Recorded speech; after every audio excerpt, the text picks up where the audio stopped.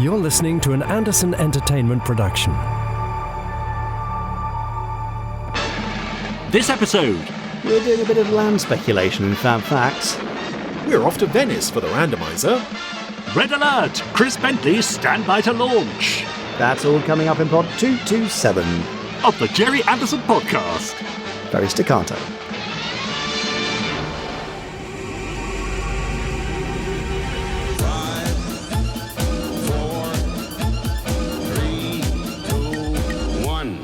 Let's get started.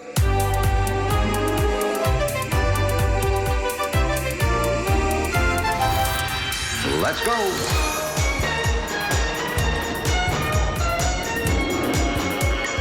Spectrum is green. The Gerry Anderson podcast with Jamie Anderson and Richard James.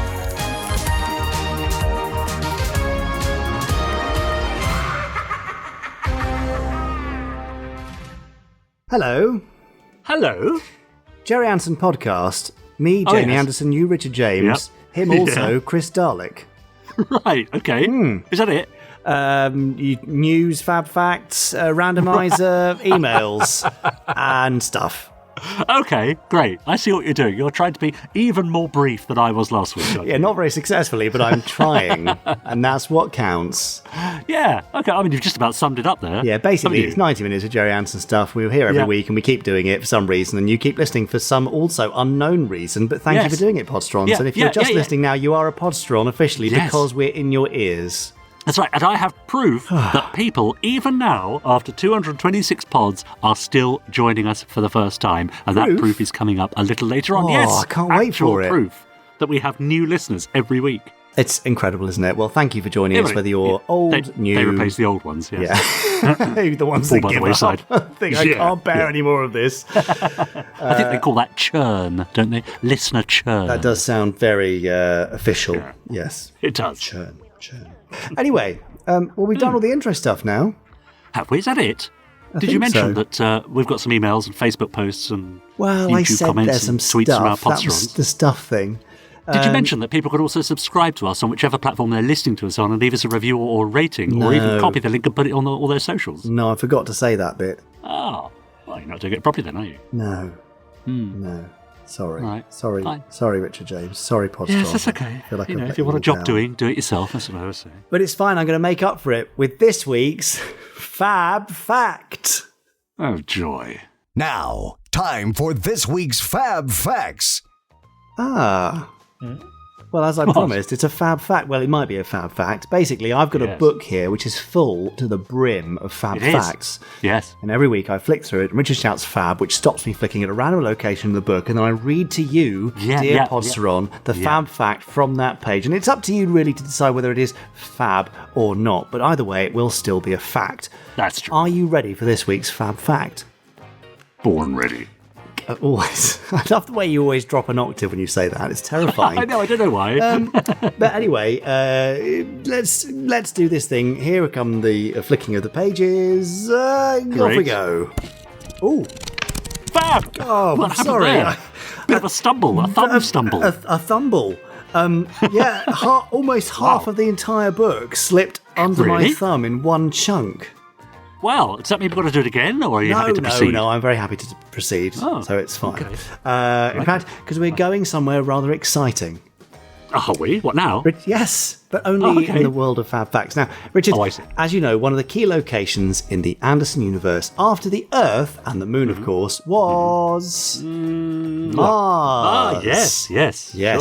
So Mars was the home of the Rock Snakes in Thunderbirds Argo, the home of the Mistrons in Captain Scarlet, the home of Zelda, well, I say home, the adopted home, the stolen home of Zelda in Terrahawks, and the home of the other Mistrons in New Captain Scarlet. Yeah. Now, Mars, of course, as you well know, has been a prominent world in the science fiction universe, but it certainly played a key role in all of those Anderson shows, and I'm sure there will be some other mentions of Mars too. However, did you know, Richard and Podsterons, that Dad himself actually owned land on Mars? He did what? He owned land on Mars. Oh, Really? yes, he did. Oh, yeah. In April 2004, for his 75th birthday, members of the Anderson Committee gifted him a 10-acre plot of land in Quadrant India on the Red Planet, including full mineral rights, which were all outlined in a Martian deed What? that hung on Dad's wall at his office at Pinewood Studios. Mineral rights? Yes, indeed. Now, you, Wow. I'm sure, will be scratching your head and may well be asking, was all of this possible? Yeah. Well, because in 1980 there was an enterprising fellow by the name of Dennis Hope. Now, he marched into his local US government office for claim registries, the San Francisco county seat, and made a claim for the entire lunar surface, as well as the surface of all 8 other planets in our solar system and their moons, except, of course, for Earth and the Sun, because that would be both greedy and foolish. Now, at Yes. first, the staff in this place thought it was a joke, but he persisted on the grounds that there was no law saying individuals couldn't buy land on other planets. Only corporations were banned from doing so. He then elevated this claim to the governments of the US and USSR at the time and the General Assembly of the United Nations. And because nobody ever got back to him, he was able to go into business selling off parts of the Moon and Mars and various other celestial bodies. What? Now, Really? I should add that in recent years, it looks like the validity of this claim has been challenged, although he is still selling plots of land. Now, regardless of the technicalities of all this, Yeah. it was still a very nice thing for that committee to do for Dad. Yes. And if you too would like to own a piece of the Moon or Mars, do go and look at Dennis Hope's online store. Just be aware the land is not cheap and the sales transaction may indeed not be valid. So, Wow. there you go. God, that's fascinating. All of which begs the question, does this deed still exist? Well, How long was it in the office for? Well, have you got it? no, Have you well- got the rights? hang on. Let me tell you this. Yeah. In 2007 or 8, Yeah. Dad relinquished his lease on his office at Pinewood, which is a very sad thing for him to do. And when he did it, as usual with his lack of nostalgia, he wanted to get rid of pretty much everything in his office. Aha. So there was an auction held, and he got rid of pretty much everything that was in there, including, might I add, my fake sleeping cat, which I loaned to him so he could joke with somebody, Yeah. because he once had a meeting in his office with this fake cat on the seat. Somebody pointed it out and he picked it up and threw it out the window. So I have a feeling that He did the same with Lou Hirsch once. well, Lou shouldn't have been sleeping on that seat. So, yes, I have a feeling the Martian deeds went the same way as my fake cat. Not just out the window, but in fact sold at auction. So it may be that out there someone has Gerry Anderson's deeds for his Martian plot. Amazing. That's wonderful. So, yes, if you've got those, do email us, podcast@gerryanderson.com. If you own any area of the Moon or Mars or elsewhere from Mr. Hope, then we'd love to know more. But I'm just looking at the website now, actually, and you can buy land on Mars for anywhere between $29.99 or $504.80. gosh, Yeah, so it's entirely possible. As to the validity of it, I've no idea, but yes. nice thing to hang on the wall. That's fun. Yeah, a bit of fun thing to hang on the wall, but I mean, I don't think he was ever going to use the mining rights No. up there. That's right. But you never know, maybe in years to come it could be an incredibly valuable asset, but I suspect not. No. Fair enough. There you go. Well, there's an unexpected fab fact. I like it. Yes. Yeah. I don't think any of us were expecting that. No, that's nice. So, unless you have anything else to add, I think that probably brings us to the end of this one. Yeah, I think so. Good. Then, here we are at the end of this week's Mars Deed fact! Mars You see, Deed fact. you went for the obvious again, and I'm pretty sure, yet again, that we've probably had a Mars fact at some point. It doesn't matter if we've had one before. Oh, well, does I'm it just trying to be really? original. Okay, fine. Next week, I'll try and be incredibly original. Oh, I look forward to that. First time for everything. Now, people, our lovely Podsterons at home, that's you, have been emailing us at podcast@gerryanderson.com. You might not have done, but certain of Podsterons have been. and maybe you can too. Oh, I'm getting myself confused. Anyway, I'm utterly confused. This is, of course, Ambassador Paul Hyde, and he's taking you to task, Jamie. I'm often taking task every week now, actually. Yeah.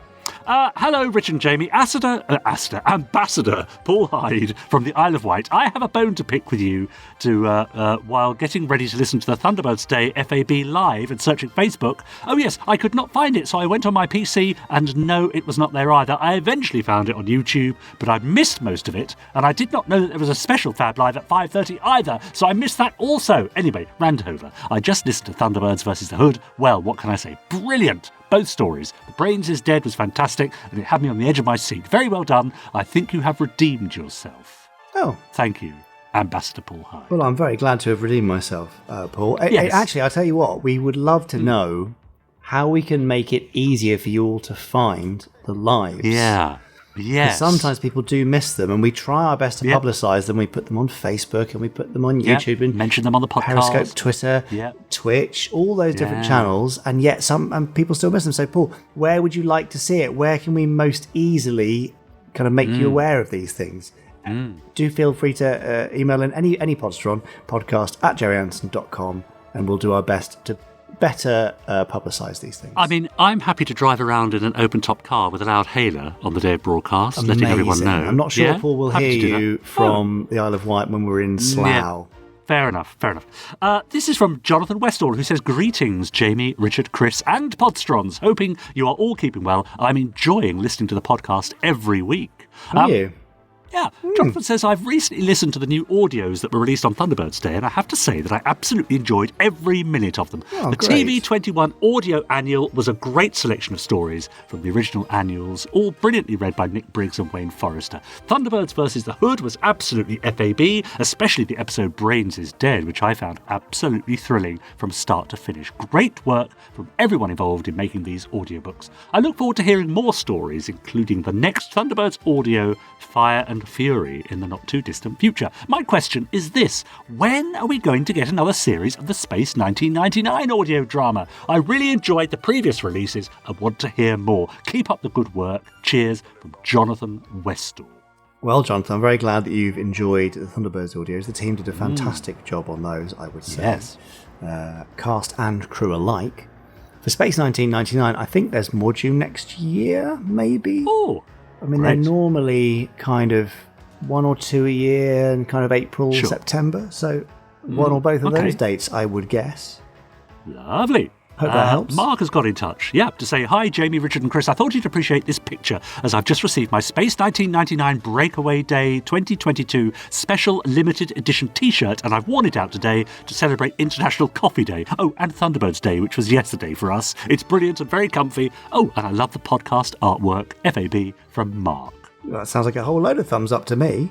Really does, yeah. "Hello, Mr. Richard James and Mr. Jamie Anderson," says Hugh Porter. "I hope you are all well and having a nice week. Also, to all the Podsterons out there around the world, I'm emailing today to say that I have recently ordered my own copies of Stand By for Action concert DVD, Anything Can Happen audio annual, a Spectrum comic, and lastly but not least, the one I'm most excited for, Stingray. After roughly 3 years, the soundtrack is finally going to be released, and just a week after my 18th birthday. My heart also melted in excitement when I opened the Ander app to see the Stingray soundtrack cover. It would be a wonderful gift for myself. Cheers! Before I end this email," says Hugh, "I have a Fab fact. Ooh. Did you know that Fab Live, according to Google, is a TV programme with the first air date to be 14th of April 2021? Well, Google, you're wrong. Lastly, but not least, any news of a DVD release of Gerry Anderson and Life Uncharted? I haven't watched the documentary yet, and I'm waiting for a physical copy release. Kind regards, Hugh Porter. Physical copies, I mean, we said they would happen. Definitely happening. I'm not at the stage at liberty to say exactly when, but I wouldn't think it'll be too long now. Sure. Okay. And obviously this is the place to listen if you want to know when. Absolutely. I think probably a nice Christmas present for people, maybe. Anyway, since you mentioned the doc, can I just throw in? Congratulations to director Benjamin Field and the rest of the team, actually, on our nomination for Best Feature Documentary. In fact, Best Documentary at the Content Innovation Awards, which is Television Broadcast International's awards ceremony. So up against some great stuff, including a Brian Cox documentary. That's rather nice. But just, really, really lovely to see what is effectively quite a niche documentary get a nomination for a fairly significant awards ceremony there. Absolutely. So, congratulations, Ben and team. And lovely stuff. Yeah.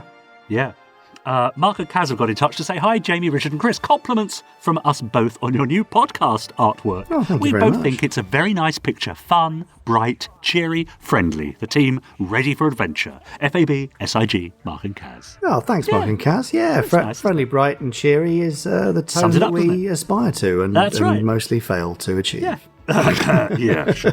Just a couple more. This one's from Jonathan Spencer. Dear Jamie, Richard and Chris, I wanted to say I'm so impressed by the special edition of the UFO Technical Manual. All those extra treats look wonderful. I immediately had to pre-order it. I can't wait to receive it all.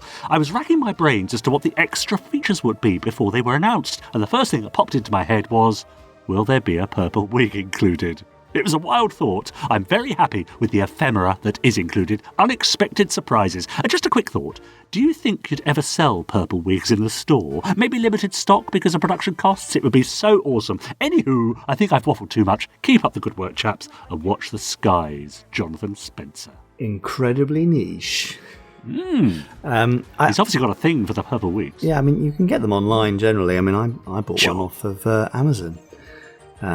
So there you go. I mean, it's probably a bit too sort of novelty, I suppose. Yeah, and especially as it can be found elsewhere. Yeah, and we're not opposed to having a bit of fun on the store.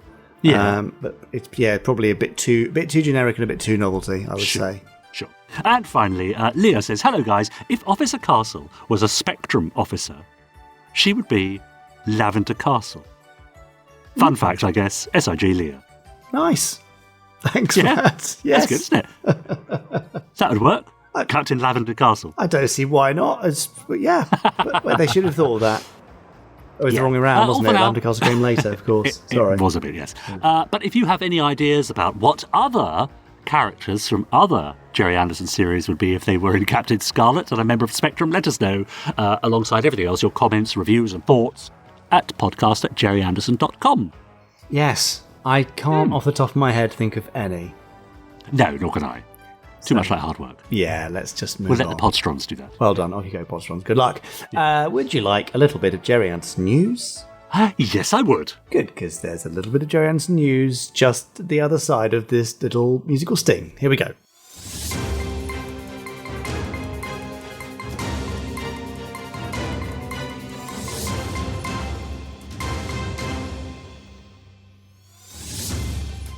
Yes, Gerry Anderson, news, as promised.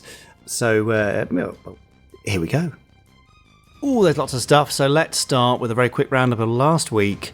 Terrahawks Day. We sort of forgot Terrahawks Day a little bit on the podcast. I'm so sorry, Zelda and Co. Yeah. But don't worry, we'll make it up to you next year because it'll be Terrahawks' 40th anniversary in 2023 core. Anyway, an anniversary that's closer at hand is Fireball's 60th anniversary. And so obviously you will have now heard all the details of the upcoming Fireball XL5 60th anniversary comic anthology, all the TV Century 21 strips together in the same place, together with TV 21 specials and countdown strips as well, plus a new linking crossover adventure written and drawn by the legendary Lee Sullivan. It's a really lovely thing. More details on when that's going to be available very, very shortly, but you will be able to pre-order it from, well, this week, from the 18th. That's very exciting. With more details announced very, very soon. But remember, there is going to be a special edition, numbered up to 250, signed by me and Lee, and also comes with a unique print as well of Fireball Jr. However, there's not just that in terms of Fireball XL5 coming out. We've also announced the special 7-inch mini-album edition of Fireball XL5 Cloud of a Billion Lights, starring Mark Silk, Genevieve Gaunt, Nick Briggs, and me taking over the reins from Dad as Robert the Robot. It's a lovely little adventure. It's been specially re-edited for this 7-inch vinyl version. It's limited to 1,000 units worldwide, and it's pressed on a rather gorgeous flame effect vinyl, so a sort of yellow and orange flecked affair. Oh! It does look rather lovely. If you're more into Space 1999, then the Koenig Cosplay t-shirt top is back in stock by popular demand. It's finally back. You'll be very, very pleased to know. Nice. I'm fairly pleased. It looks very smart, and it's shipping right now, so do pop along and grab that. If you're looking for something more Halloween-y for your cosplay, then obviously the Terrahawks Zelda mask is your go-to there. It's absolutely terrifying, and well worth a look, I think. Now, later this month also, there's some special stuff coming from our friends at Network.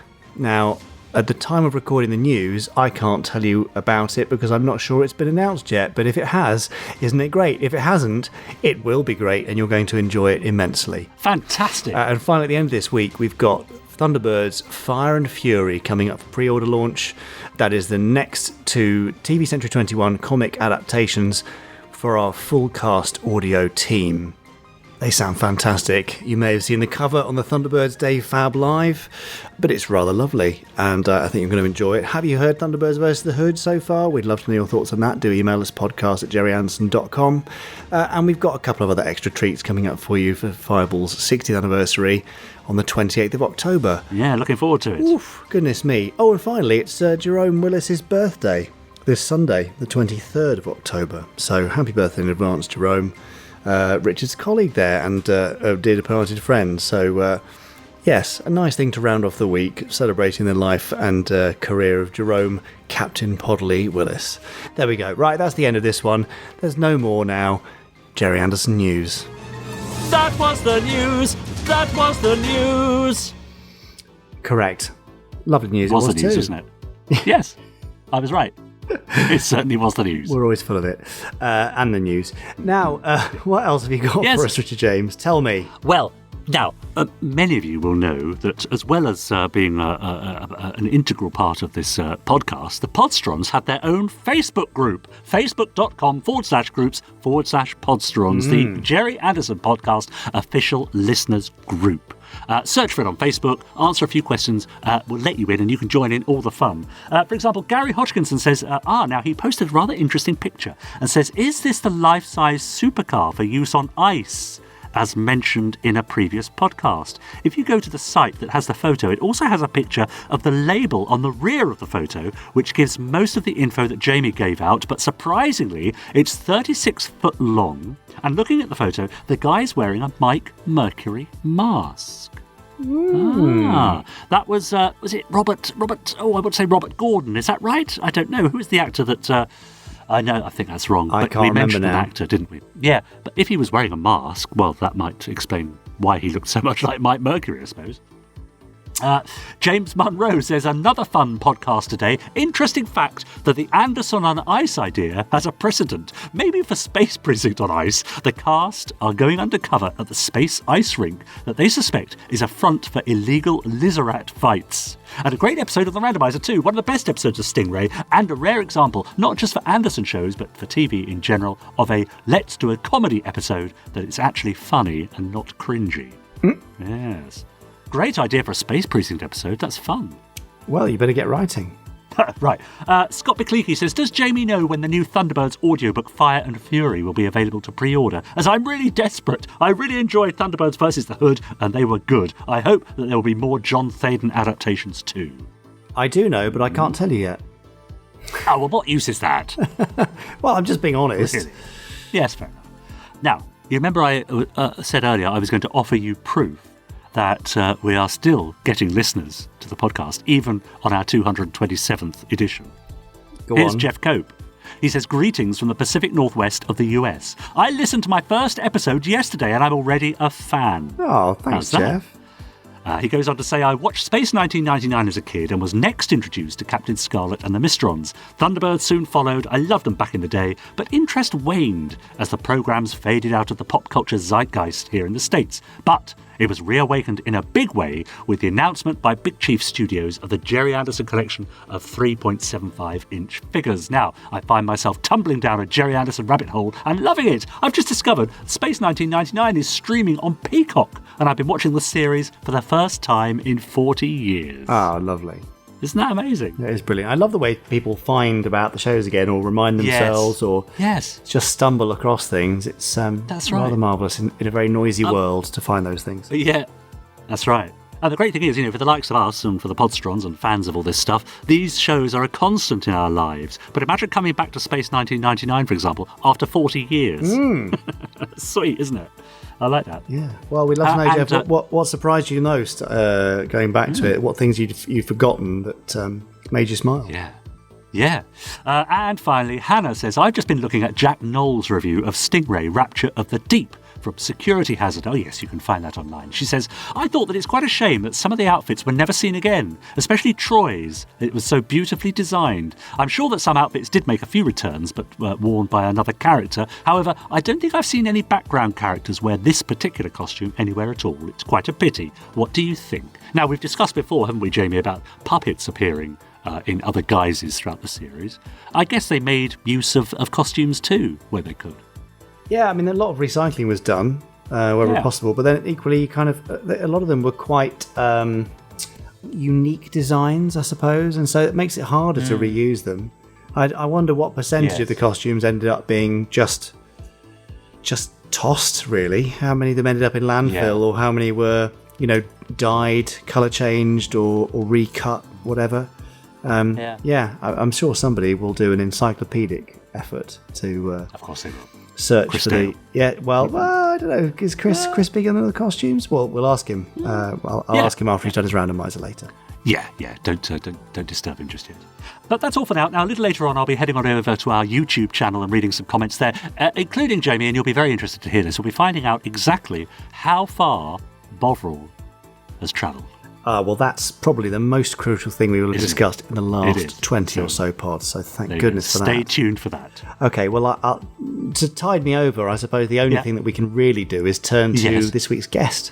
Oh, yes, that'll do. Yeah. Well, this week, as you well know, because I've said it's 4 parts over the previous 3 weeks, so therefore this, by default, must be the 4th part of 4. It's Chris Bentley! Yeah. Hooray! I don't know if you've heard, but Stingray saved his life. Did she really? I may have said that before as well. Anyway, Chris has written loads of Anderson books. He loves Anderson stuff. He's a very nice man, and this is your last chance to sit down and listen to him sitting next to his decanter as he tells us all of his favourite memories of all things Anderson, and why he's still writing about it all these years later. So here, it's Chris Bentley, part 4. So, so we leave the biography behind, and then you're into serious writing time, right? So you've written a load of Anderson-related books. I've got the complete Gerry Anderson behind me. You mentioned the complete Thunderbirds. Most recently, The Vault. Just give us a quick top line of everything else. I mean, I know that'll mean we're here for another 20 minutes if you listen to books. But what else have you written in that time? Well, after Complete Book of Thunderbirds, the next thing that came along the following year was Captain Scarlet. So the Thunderbirds book had done so well for Carlton that it was just a mere formality, really, to say they were relaunching Captain Scarlet in the same way, and they wanted a Captain Scarlet book to go with it. And I was much happier with the Captain Scarlet book because I got to have a bit more of input into the design of it.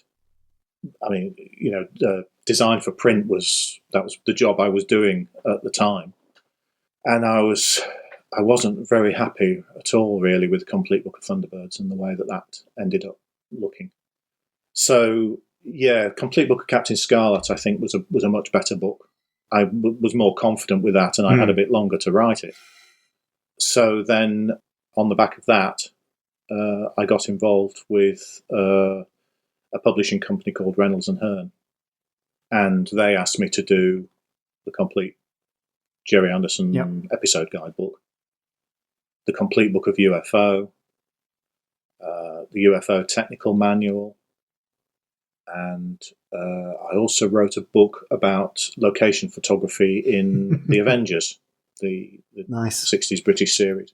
It's like a travelogue of locations that appear in the Avengers.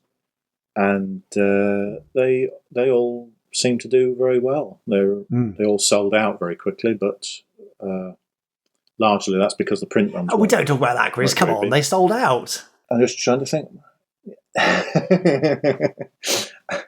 Yeah, but in comparison with that's the thing about, Reynolds and Hearn was a niche publisher. That's why we were able to do those kind of books.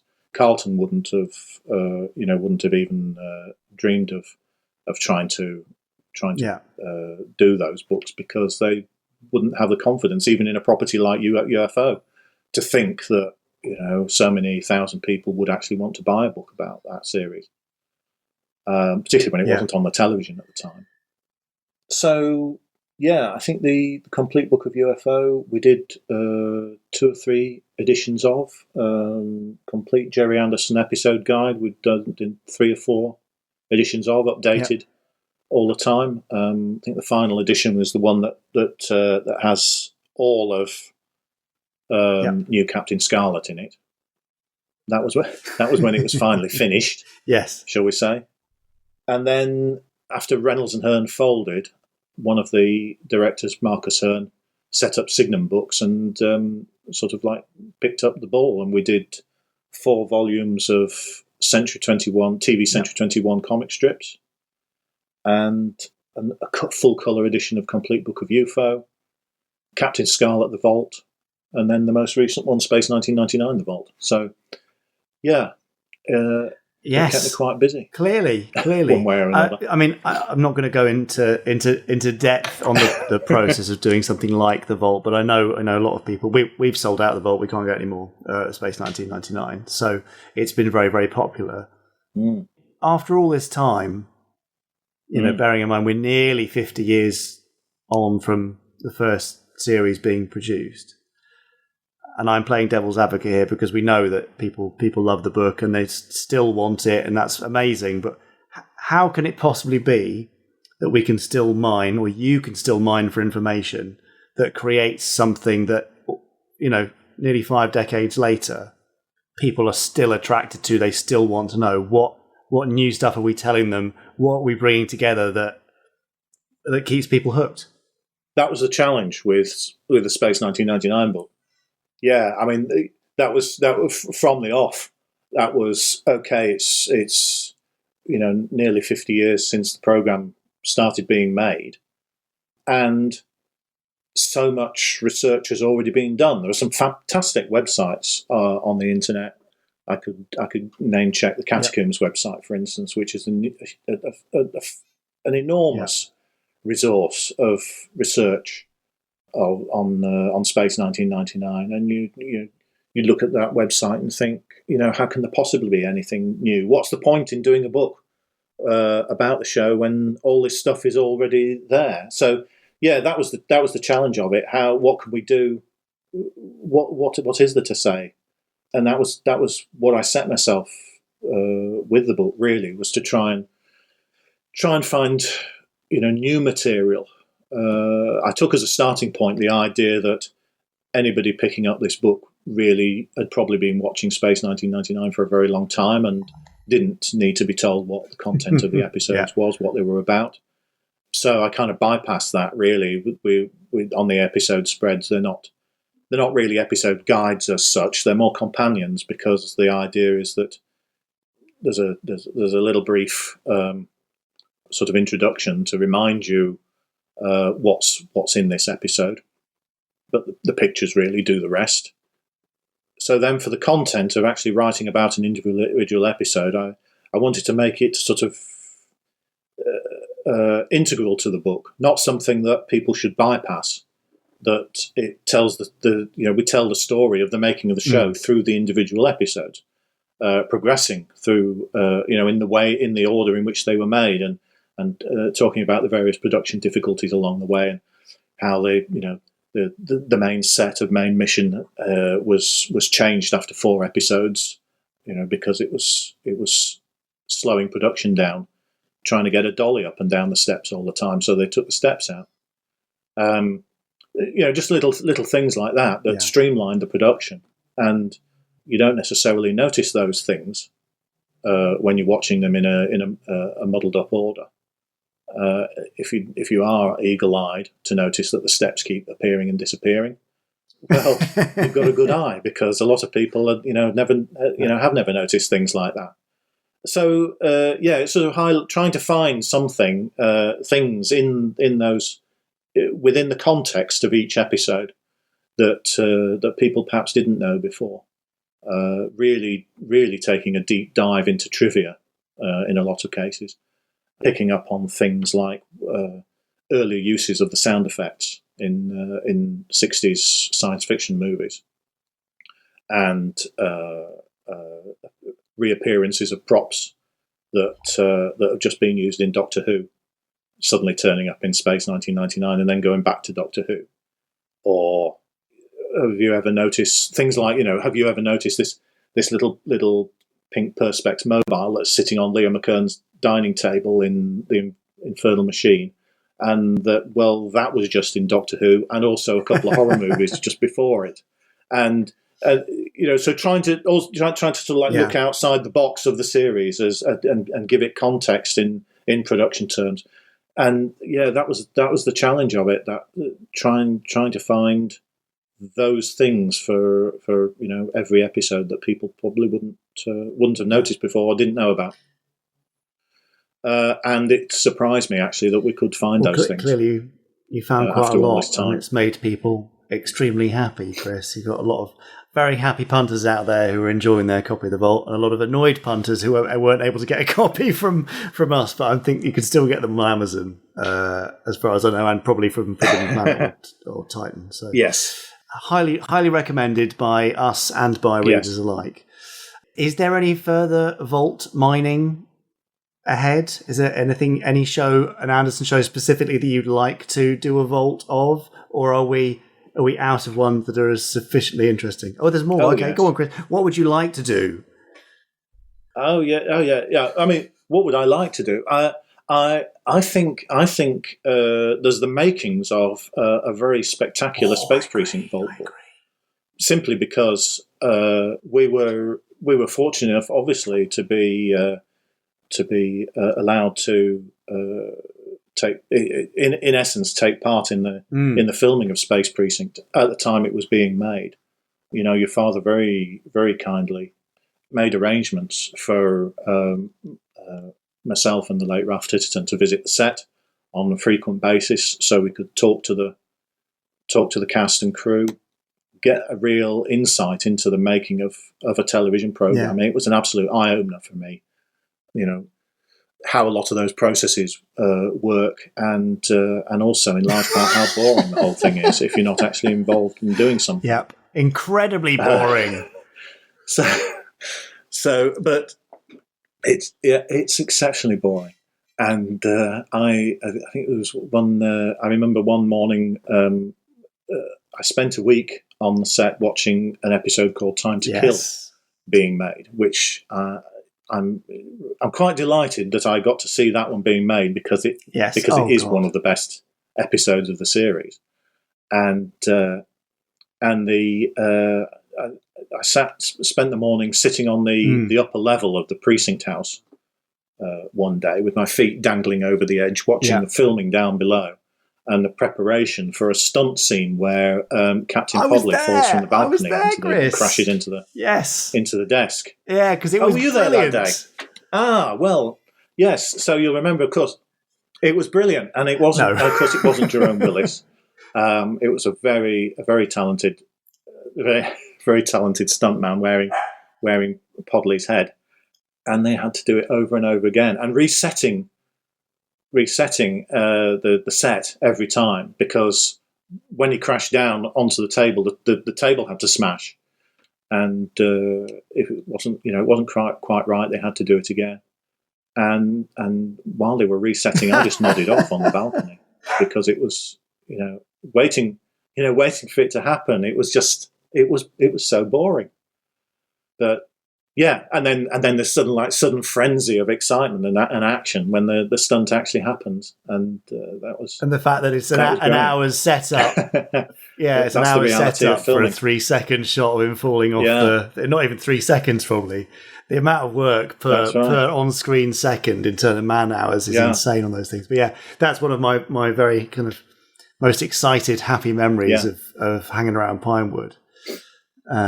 So yeah, okay. Well, I know a certain co-host of this podcast would be very pleased that there might be a Space Precinct, the Vault, in the offing, and I've got a great collection of stills. So I've got. Yes. Well, likewise, because your father allowed us to, archive so much stuff, in the club after filming completed. Because otherwise, it was. I mean, we had a dreadful day down in Wales, where after filming, a lot of the stuff had been put away in a warehouse, and it absolutely poured with rain. And your father said, "Look, if you don't take this, it's going to be destroyed," because we were paying for warehouse space, and the second series wasn't going to happen. So we went down there with a van and tried to take as much as we could that we could essentially rescue and keep for posterity. And it was heartbreaking to see. There was one of the warehouses had the full-size police car in it, and the that sort of green Volkswagen thing ugly that the Brogans had, the flying Volkswagen. Yeah. So they were both in there, and we actually had a serious discussion about whether the club could afford to rent a warehouse to keep these things in, and it was absolutely ridiculous. We couldn't afford to do that, on the club's budget, and so it was a matter of these things were going to be destroyed. And I said, well, look, we know these things are going to be completely demolished. Let's at least try and save a bit of it. And I wrenched the door off the police car. Just went and tore it off, and eventually came away in my hands, and I've still got that in the garage here, and it's the only part of that, as far as I know, it's the only part of the full-size police car that survived. Chris. Well, thank you for your vandalism. So between us, you're welcome. So between us, we've probably got a lot of really fantastic photographs that have never been printed, and artifacts from the show that could be seen. So that would be a fantastic book to be able to do. But unfortunately, the reality of publishing is that I doubt that there will be enough interest in it as a publishing. Never say never, Chris. To justify the expense. Well, okay. Never say never. Okay. You might want to do it. I'm not saying a word, but I feel a personally run crowdfunding campaign from one Richard James, possibly, to make this happen. But we'll find out afterwards. Oh yeah, that would work. Yeah. Look, Chris, I could merrily chat to you all day about all things Anderson, but we've covered a huge amount. Is there anything in the pipeline that you are able to say about, or that you want to say about, or is this, are all eyes on this hoped for Space Precinct, the Vault? Well, of course, in the wake of Space 1999, the Vault coming out, people are asking me all the time, what's the next one? What are you going to do next? And I really don't know. The one that I think might fly, that we have been having some discussions about, but can't promise anything at all. Possibly we might do a UFO Vault book, because I think there's enough material there that we could give it the same Vault treatment in a way that we didn't cover at all in really to much extent in the complete book of UFO. So I think that's a potential, and I think that would be very popular and would sell. So that's what I've got my eye on at the moment. But as I say, I'm not really the person to promise that. No, but we could at least hint and keep our fingers crossed, and we can put some pressure on Marcus possibly. So that'd be good. But obviously, Well, the Space 1999, the Space has done really well. Sorry, Jamie, the Space 1999 Vault book, that came out of discussions that we had with people when Captain Scarlet Vault came out.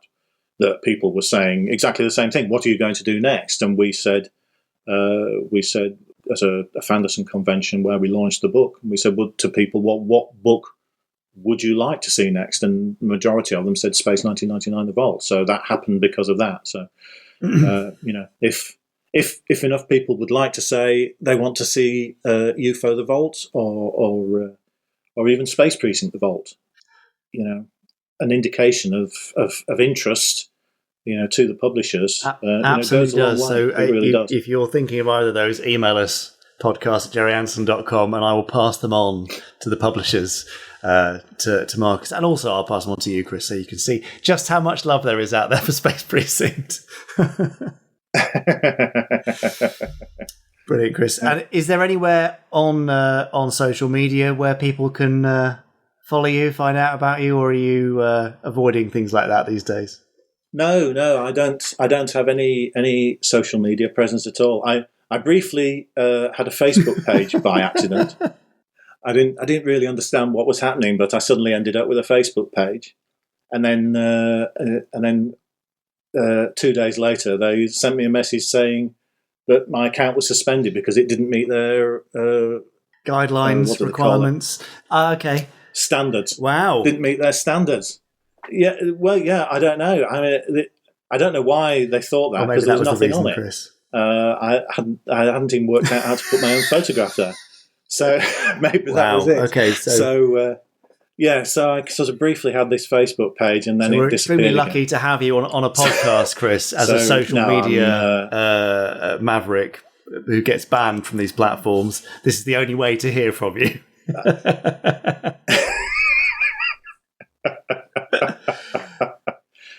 Yes, okay. Well, I have treasured it, and it has been brilliant, and I'm sure our listeners will agree, Chris, and I hope we'll have you back on again to talk about the UFO Vault and the Space Precinct Vault in due course. Anytime, Jamie. Well, great. What an interesting chat, and what a fantastic 4 episodes we've had from him. Absolutely, really nice. Yes. We'll miss you, Chris. Thank you so much for doing it. We will. And as Chris says, you actually can't find him online. But if there are any future books coming or anything else, we'll cover it on the Gerry Anderson website. And here too, so you can hear about it there. Yes. Now, next week and the following week, we've got Connor Flanagan, who is the artist and colorist from New Captain Scarlet, Operation Sabre. The physical version is now out of print, having sold out. Right. But we do have an upcoming release of a digital version in the next couple of weeks. So we thought we'd tie that in with a chat with Connor, so you can hear how he got into all things Anderson, all things comic, and what he loves about New Captain Scarlet. So Connor next week, following on from Chris. Nice, well done. That's very nice. Now, over on our YouTube channel, you can go down the Gerry Anderson rabbit hole if you so choose and watch everything there from Beyond Anderson documentaries about some of your favourite Gerry Anderson actors, or some primers from Chris Dale introducing you to series that you may not know or have forgotten about, to all sorts of things, even the podcast. And what else is there, Jamie? Sometimes there's even free episodes of stuff. Free episodes, making ofs. We isolate our FAB facts from these podcasts and put them up there. There's all sorts of mini documentaries about how UFO became Space 1999, the number of Eagle crashes across the series, amazing, the difference between year 1 and year 2. I mean, loads and loads of stuff. Yeah, there's a lot there. And beneath Pod 225, John Clay mentioned, good podcast. I recommend the Secret Service CD, super real to real quality. Time Lash and Long Sleep are superbly made, particularly the trip sequence. Okay, thanks for that. Steve Harrison, we really need a new printing of Captain Scarlet the Vault. I know it didn't have the prestige or the history, the international fame compared to Titan publishing the Thunderbirds the Vault, but we American Ander fans were utterly underserved by the Scarlet Vault release. Sorry to say. Yes, well, unfortunately, that is just the way things go. We're doing our best to make more headway into the US with the US store, gerryanderson.store. I don't think there is going to be a reprint of that book, I'm afraid to say. Okay. Maybe 2027 for the 60th anniversary, maybe an updated version, but I wouldn't hold your breath. Yeah. Sid Stevens has posted, my cousin Steve Tomlinson used to work for the Andersons, I believe. Does anyone remember him? It's not a name that I know. No, I must do a quick Google and. But I'm sure somebody out there will know the name. Yeah, now, people have got very excited about a recent FAB Facts detailing Gerry's favourite snacks, of course. My favourite snacks, says Ian Dealey, include peanut M&Ms, jelly babies, chocolate chip cookies and Walker's crisps. If I worked at a film studio, I would definitely ask for all of those treats. I'm so... my mouth's watering now. My stomach's rumbling. Dan Jenkins says, a few years ago, before Thunderbirds came out on DVD, my favourite pastime was to cook up some bangers and mash with plenty of butter, pop in one of my favourite TB videos, and settle down for an FAB hour. Oh, nice. Yes. JS says, Bovril, here we go, ready for this? Oh, yes, crucial Bovril information. Yeah. JS Prooks says Bovril is in Canada too. There were some catchy TV ads in the 80s. As a drink, it's yuck, but it serves well as a substitute for chicken broth in a recipe. Oh, I quite like it as a drink, I have to say. Yeah, fair enough. I'm going to make one after this, actually. Yeah, let's make this the last word on the Bovril controversy. NZ Hippie says Bovril travels to New Zealand. Amazing. Guys, isn't it? It's better travel than you and I. It certainly is. I mean, is it a British? Is that an export? Is it a particularly British thing? Must be. That we make here. Well, it sounds like a Commonwealth to the rest thing, of the doesn't world? it? You know, if it's in Canada and New Zealand, I suspect. Yeah, it is quirkily British, though, I'm sure. Yeah, all for now, but there are plenty of ways to get in touch. You can email us at podcast@gerryanderson.com. You can comment beneath all those YouTube videos, and I'll try and pick up your comments there. You can even tweet us, hashtagging us Gerry Anderson Podcast, tagging me, Richard and James, him over there, I'm Jamie Anderson, and him over there about to press the big red button, Chris Dalek. Or you can comment on our Facebook group, and I shall pick up your comments there. All sorts of ways to get in touch. Yeah, in fact, there's no excuse not to get in touch, essentially. There really isn't. So, there you go. Yeah. Now, something that people tend to comment on YouTube videos in particular about is the Randomiser, because Chris says things about stuff and sometimes people disagree with him. It's about time we find out if you agree or disagree with this week's Randomiser, as Chris presses the big red button or finds someone else to, or in some other way chooses a random episode of a random Gerry Anderson show. I like you're covering all bases there, I have to, otherwise I get told off. I know. That's true, yeah. Anyway, he does those things somehow. Here's this week's Randomiser. Yes? Sir George? Speaking. Who's that? Just listen. I wanted to warn you, Sir George. Warn me? Of what? That you'll be pressing the button on the randomizer today. Who is this? Who is this? Do you see the large red box on your desk? Is this a practical joke? It was supposed to have been loaded last night. I took it off the hoverliner and snuck it in here for you, didn't I? To give you that sporting chance. Mr. Jamie and Mr. Richard were quite keen to have you do it this week. I resent the fact that they were. Unless you want me to find somebody else? No, we'll handle this ourselves. Nothing must go wrong. Nothing will go wrong. That's the spirit, Sir George. Now, perhaps you'll tell me what we'll be watching today. This project was sponsored by the British and American governments. I see. Could you perhaps give me a bit more information? An outstanding example of international cooperation. International? Sounds like a Protectors episode to me, sir. And that's exactly what we're going to do. I see, sir. Right. Well, don't just stand there. Yes, best be off then. Oh, and one more thing. Goodbye, George. Forget it. So, we're back with the Protectors on the Randomiser. It's Series 2. We're back in Venice, which is a very nice place. I think we were in Venice before for Decoy, which was the first Protectors episode we got on the Randomiser. And here is a chap. It's Paul Jones of Manfred Mann, no less. Also later of Space 1999, The Black Sun.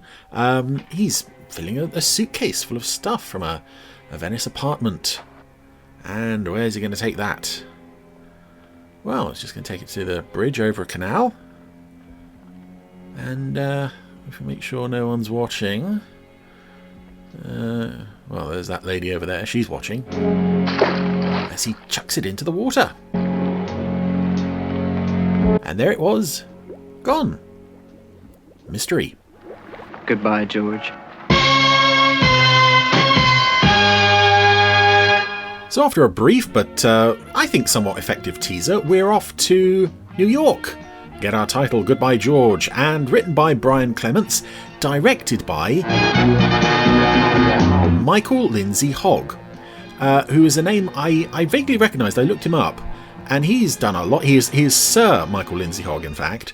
Look him up. He's done a lot of music-related stuff, music videos and such with the Beatles and so on. Anyway, don't ask me to pin it down. Contessa has gone to New York to meet. But those letters don't ring true. The actor's name is Lionel Merton. Yes. I'm not sure. You notice he doesn't mention George. He's asked the Contessa to look at some letters from his son. Because, yes, for 2 Protectors episodes in a row, it's the return of businessman Father McMoneybags, who is worried about their child. Oh, dear. Again, didn't I say in Burning Bush it was a recurring trope, and here again we have it. Off to Venice, I shall need something more concrete than... Yes, he's been reading his son's letters, and they don't ring true somehow. And off to Italy to paint. Also, interestingly, considering the last time we did The Protectors was Burning Bush, which Nari Dawn Porter was not in, this week she carries the episode solo. And I do wonder if perhaps there was, like there was on Series 2 of Space 1999, some kind of 2 episodes at once arrangement, 2 episodes being shot at once. Since then, and don't ask me how I got hold of these figures, 40,000, 28,000, 30,000. Now, I may just be a suspicious old man, but to me, this means just one thing. Blackmail? My son is in trouble of some kind. I'd be very grateful if you could find out exactly what it is. And if any of my money can help, being Father Dad McRichbags Munnington, I think that's him out of the story now, because the Contessa is in Venice. Lionel Merton was in a wheelchair, so he wasn't leaving New York. But we have this other guy. I think he's a private detective, we find out later on, who's kind of watching her arrive. And the actor, I don't really recognise him except from this episode. He kind of looks like he should be in an American detective show. He looks like he should be on the Rockford Files or something. I don't know what it is. He's probably done tons of British things that I've never seen. Anywho, Paul Jones is, he's got a little notepad with those same monetary denominations that Father Richington McMoneybags mentioned earlier. Who is it? The Contessa di Contini. The star of the show. No doubt you'd have heard of me. Now open up, dear boy. I like, though, that she's playing up the aristocracy card here. I feel it. I definitely feel it. She's trying to be cool. The air positively tingles with it. Look, Not only do I feel... Because Paul Jones is a struggling artist in Venice. But maturity will come. Yes, it will come. Is this for sale? No, sorry. And what is? Nothing. Oh? And it's a fun way for the character to introduce herself into this guy's life, because he's obviously a struggling artist and she has a lot of money. And even though he's up to something suspicious, we can tell, he's clearly not going to turn away a lady who clearly has money and a desire to buy some of his work. Dear boy, perhaps we shall be able to arrange an exhibition for you. You know, I'm always prepared to back genuine talent. That's very kind of you, but You're busy. Yes. Yes, this character's name is Caspar Parton. How's George? Friend of George. George Millworth. It was George Millworth, who is the son of Richington McMoneybags. We met fleetingly at a party recently. I can't think where. You haven't answered my question. How is he? George hasn't been around in a long while. Yes, you can tell by the look on Paul Jones' face he's Now then. He's trying to figure out an explanation. It's clear something has happened to George. Something sticky. Honestly, I was disappointed when I first saw this episode and I saw the title was Goodbye George, and it wasn't a follow-up to the first season episode, The Bodyguards. How could she? I'm going to leave that hanging, because I know that some people doubt my Protectors fan credentials, so I'm going to leave that point hanging there. That I saw the title Goodbye George, I wanted a sequel to The Bodyguards. And if you know the show, you'll know why. Because I liked George. Anywho, the Contessa is, looking at magazine racks. What's she got on there? Zorro, El Santo, Tarzan. Probably quite a few recognisable comics titles. But there's no time for browsing comics because Caspar is... Oh, no, maybe there is time for browsing comics. No. we've got to get on with the show. Caspar is making his way across the... there's a courtyard in Venice. Pigeons everywhere, as you might expect. And not only is the Contessa following him, but so is... reject detective from American Detective Show guy. So it's all a bit suspicious, but luckily we've got this very cool... I think on the network's soundtrack album it is just called Following Theme, which is quite a nice title. And here we are in the bank. No, just give me an envelope. Of course. Caspar has withdrawn money. Ah, yes, the blackmail denominations. So he's now got that money.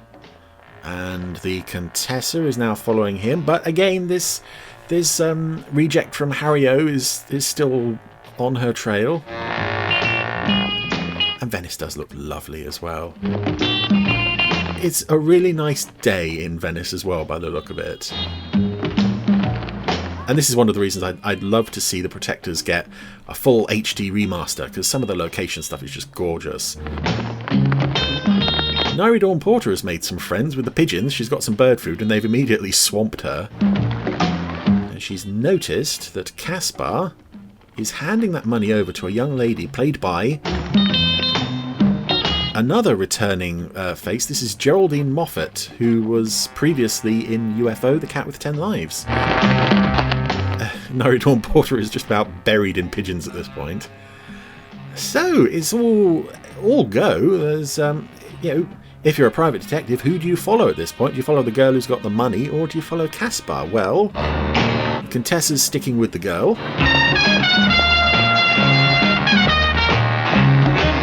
And Bargain Bin Petrocelli, where's he gone?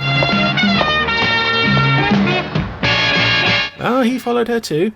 He's just going to loiter around now while she has a word with Geraldine Moffat, who I don't know if anyone else thinks this, and I don't believe they are related. They could be for all I know, I've not checked. But I've always felt Geraldine Moffat looked very similar facially to another actor named John Moffat. It's probably just me, but if you compare those two faces side by side, they do look very similar. And how much money can I squeeze out of you? Oh. Forgive me, but you are obviously a woman of wealth and quality. I receive many such people, enjoying so many good things of life and trying to salve their consciences by giving freely. Giving? To the many good causes we endeavour to assist. The Santa Pura Charities Appeal. Ah. And surely such an innocent charity would explain how Geraldine Moffat can afford like half a dozen necklaces she's wearing there. He does give you donations, doesn't he? A very generous man, Signor Parton. He gives so freely that I think he must have a very bad conscience indeed. Or a young man that he's led astray and led into getting money from his father, Rich Bags McMunnington. Ah, there's the guy from... Right, and you were careless. The woman you spoke of, she followed. From Hawaii Five-0, he's still following them. No, I shall take care of it. I know a man who specializes in such things. And I'm now starting to run out of American detective shows. What haven't I... What haven't I called on from that era? Let's see. So, it is now...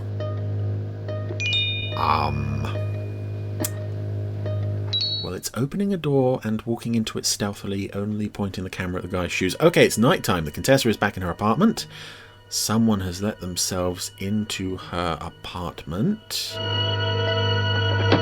And she's thrown a glass in his face.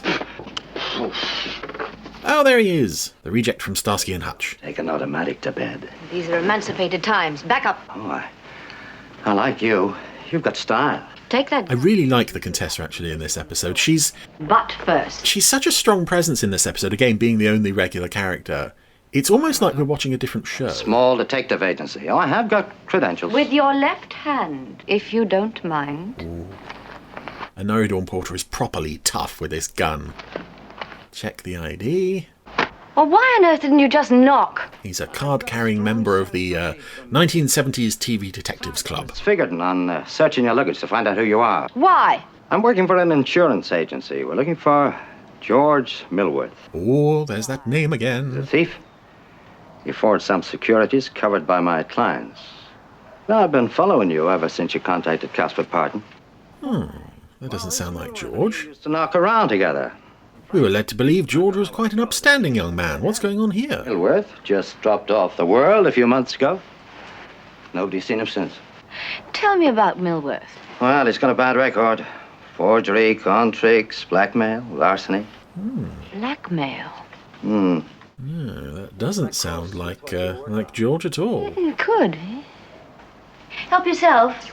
No, I haven't touched it for 5 years. I've got to watch my weight. Look, give me a lead. Give me a break. Now, we're crossing wires. Now, I want to know where. Well, Yes, it's nice that the Contessa has this guy to I think that Casper Parton is being blackmailed. not assist as such, but someone who's working on the same case from a different angle. Of course, what better front for a blackmailer than a charity organization whose main function is to receive money? You know, I think I'll case that whole joint over tomorrow, or maybe tonight. So he's Irish, this guy. My gun back? Help yourself. But he just screams late 1960s, early 1970s American detective shows. I don't know what it is about him. He's probably had a long and illustrious British television career that I am completely oblivious to. Anyway, the Contessa has gone back to sleep. Once again, the door to her bedroom is opening silently, and in walks someone, again very stealthy, closing the door behind them. But will she handle this as well as she handled the other guy? Oh, he's got something he's going to No, really, Mr. Mayor. strangle her with. Oh dear. And this guy, he looks like he has grey hair. She can't get the gun. Oh dear. Yes, this is all this is interestingly shot because it's a lot of it is reflected in a mirror across the room. Oh, that's it. She grabbed a statue, clubbed him in the face, and oh, okay. Well, he's fallen out of her hotel bedroom window, but to be honest, I'm not sure how.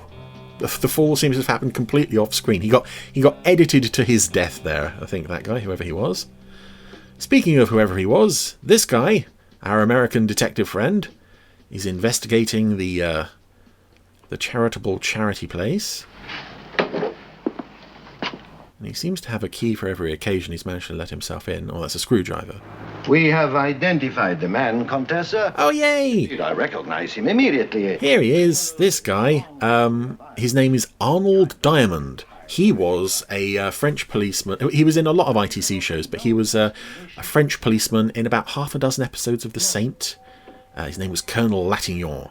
And he had also been in an Anderson thing before. He was in Doppelganger. Uncredited. He's one of the faces on the video conference at the beginning of Doppelganger. I appreciate there are certain ethics. I think he might have been the French ambassador or Reason why that man should have attacked me. division of Eurosec or something. He's not getting much out of the Contessa. She's not in the mood to do much except look pensive and smoke. But he's leaving her to it. Surely there's nothing in this phone call that she's about to receive that could help with the case. I took my own advice. What do you mean? I started drinking again. The Santa Pura Charities appeal. What have you found? Why don't you come over here and have a look for yourself? I'll be waiting. Oh, I've got a big surprise for you about the dame who runs this joint. Oh, I'm promising you so much wonderful stuff. Wouldn't it be a shame if you came all this way over and I'd ended up dead?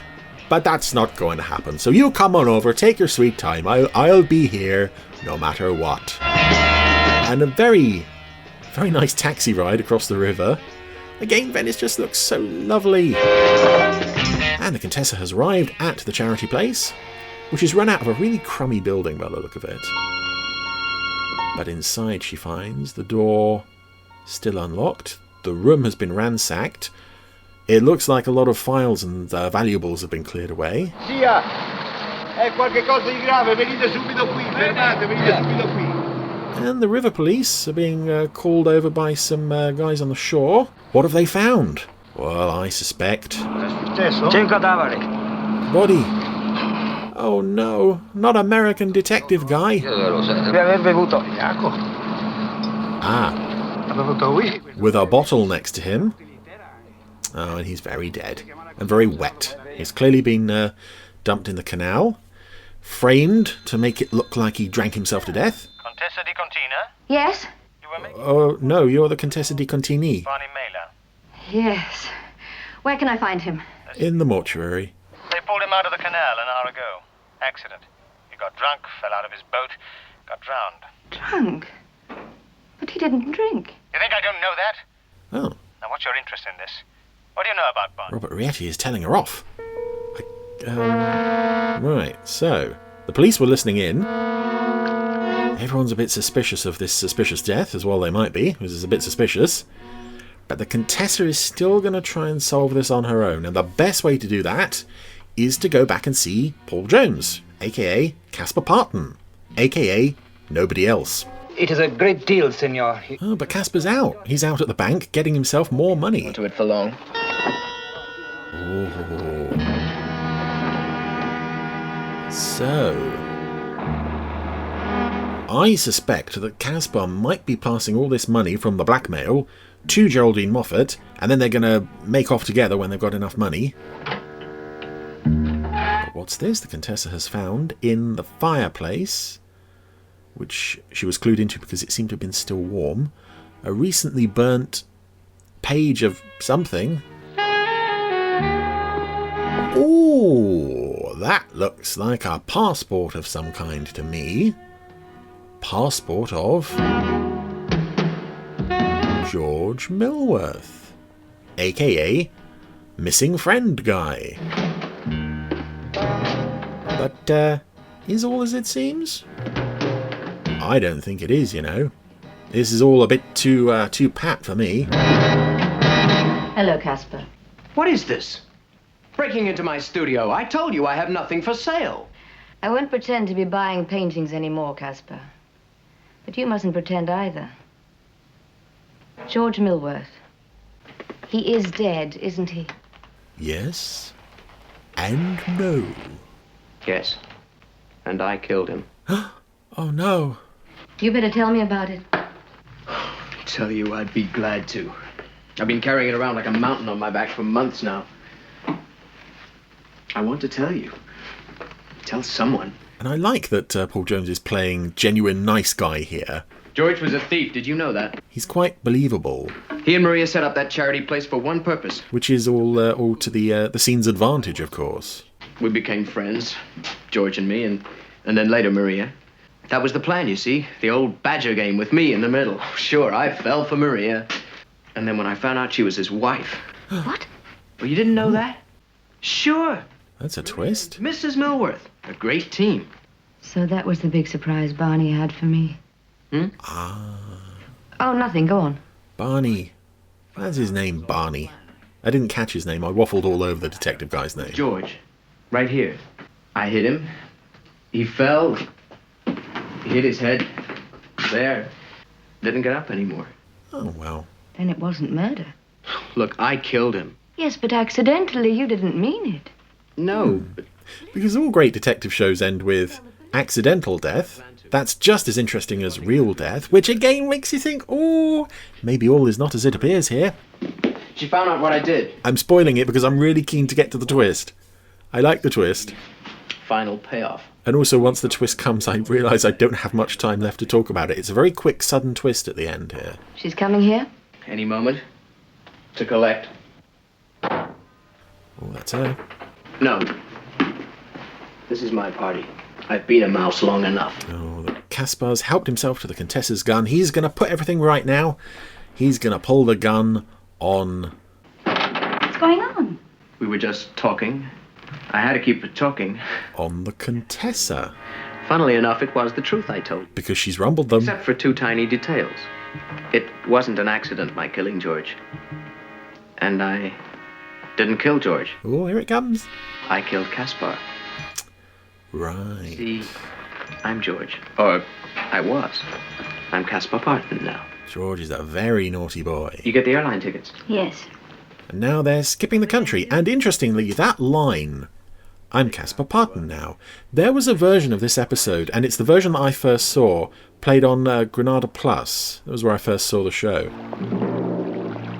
as the closing title started, just before the song started, you heard that line again, I'm Caspar Parton now. It was muffled, but it was clearly on the track. I don't know if any other people remember that line randomly turning up on the end credits of some copies of this episode, but our very quick ending has snuck up on us here. I guess the police have, just murdered Goodbye, George. George before he could escape with the money and Geraldine Moffat. And that's it, we're done. That's the end of Goodbye, George. And I really like that episode, actually. I think, as I said, it's really nice to get the Contessa leading an episode for a change. And when one of the characters leads an episode, it's almost like this becomes a different show. At one end of the spectrum, we have that going completely wrong with it could be practically anywhere on the island with Robert Vaughan starring alone. Here, Nari Dawn Porter carries a really strong story, a really nice guest cast, and overall, I really enjoyed Goodbye, George. Well, goodbye, George. I mean, Protectors, sorry, not for me. Yeah, but each their own. You're absolutely right, yes. Did you enjoy that randomizer, Podsteron? You did? Oh, okay, well, interesting. Oh, no, sorry, you didn't. I couldn't tell what you were shaking your head there because we can't see you. But, yeah, I mean, that's the thing with the randomizer, isn't it? Sometimes it's Torchy, sometimes it's Thunderbirds, sometimes it's Joe 90, sometimes it's Terrahawks, sometimes it's the Protectors. No, you don't have to go through them all, Jamie. We get it. Sometimes. We get the premise of the randomizer. Okay. Anyway, well, next week, random. Because it's random, hopefully it'll be something else. Yes, something random. Exactly. Yeah. Thanks, Chris. Thanks, Chris. So, yeah, I mean, that's it, really. I haven't got anything else to add unless you do. No, I've got nothing else to add. No, I'm spent. I've peaked. That's it. It's all downhill from now on. Me too. Well, now you've been talking about snacks, I've got to go and get myself something. Ooh. So I think it's time we left our clammy-eared and probably now rumbly-tummied Podsterons, thanks to all the talk of food. Yeah. Go and get yourself a snack. You deserve it, Podsteron. Make sure also to leave us a rating when you get a chance, and make sure you subscribe to this podcast and share it with some chums who might enjoy listening as well. Mm-hmm. They might. That's all. So, yeah. Cheers then. Thanks. Have a great one. Enjoy your snack. Bye. Bye.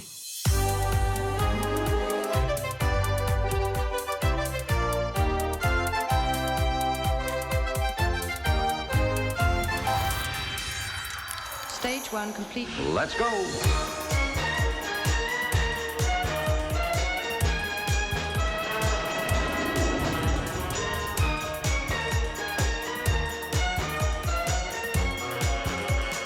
Spectrum is green.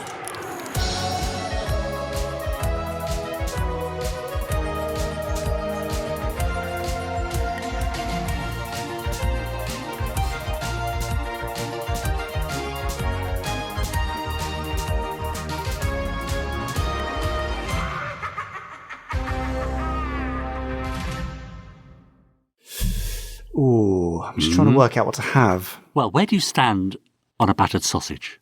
As close as possible to it, preferably at a negative distance where I'm already chewing it. I'm a big fan of battered sausage. Lovely. In fact, producer Ben Page has just moved to the UK, into Scotland, and we were discussing with him, weren't we, the benefits or otherwise of a deep fried Mars bar. That's right. That's right. Oh, see, I'm salivating now, even though I know they're disgusting. I couldn't eat a deep fried Mars bar. I've eaten half of one before, and it was just too much. It was too much. But no, I don't know. I fancy a bit of even a bit of nice honey on toast. That would do me nicely. Okay, I could do that for you. Rustle up something. Oh, thank you. Honey on toast. Would you like a chopped up banana on it? Oh, I might be pushing it too far. Dad was a fan of a banana sandwich. I love a banana sandwich. We forgot to mention that in the snack fact a couple of weeks ago. Yes. But no, I'm okay with honey. Crispin Morell's a big fan of honey on toast as well. Is he really? Yeah, I had that the last couple of times I've been to see him. Wow. This is why people listen to the Gerry Anderson podcast. I know. Because where else are you going to hear facts like that? Literally nowhere. But there's a good reason for that, because nobody cares. Right, anyway, I'm going to go and make a snack. So, okay. Have a good one. Cheers, Dickie. Bye. Bye. You have been listening to the Gerry Anderson podcast. Wasn't it fun? You have been listening to an Anderson Entertainment production.